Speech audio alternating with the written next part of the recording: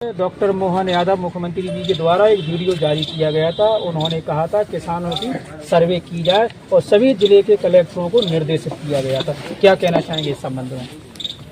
इसके ऊपर मैं ये कहना चाहूँगा कि पूरी दुनिया में किसी भी देश का संविधान किसी भी क्षति का मुआवजा देने का अधिकार छीन नहीं सकता, लेकिन भारत देश का आज इस राज्य की सरकार किसानों की जो क्षति हुई है उस क्षति का जो मुआवजा है उस मुआवजा को किसानों को मिले, ये अधिकार छीनना है। तो ये अधिकार छीनने का काम चाहे मोहन सरकार हो, चाहे बीजेपी की दिल्ली की सरकार हो, कहीं की सरकार हो, हर जगह पर ये मुआवजा देने का जो अधिकार होता है, यह किसान का जो हक है, इसको छीना जा रहा है।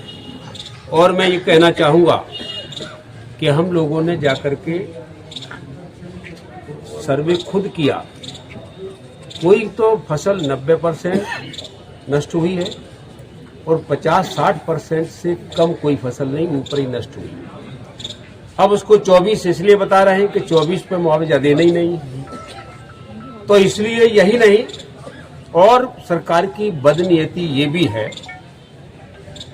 कि उन्होंने घोषणा कर दी कि हम किसानों का धान और गेहूं नहीं खरीद पाएंगे, हमारे पास पैसे नहीं है। तो पैसे हैं क्यों नहीं? ये पैसे कर्जा लेकर के और लाडली बहना को बांट रहे हैं। अब किसान को दे देंगे तो लाडली बहना को क्या देंगे?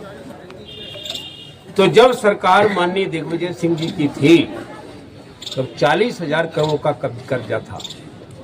आज भारतीय जनता पार्टी की सरकार में 4,25,000 करोड़ का कर्जा है और अभी भी कर्जा ले रहे हैं। अब तो मार्केट से भी लेने लगे, अब तो भीख मांगने जैसा इनका माहौल बन गया है।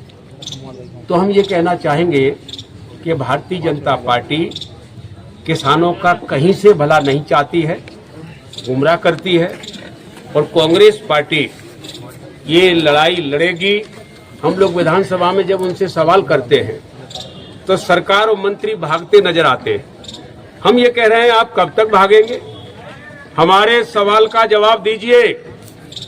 सरकार भारतीय जनता पार्टी की अगर हमारे सवालों का जवाब नहीं देगी तो मध्य प्रदेश की जनता इसको उखाड़ करके फेंक देगी।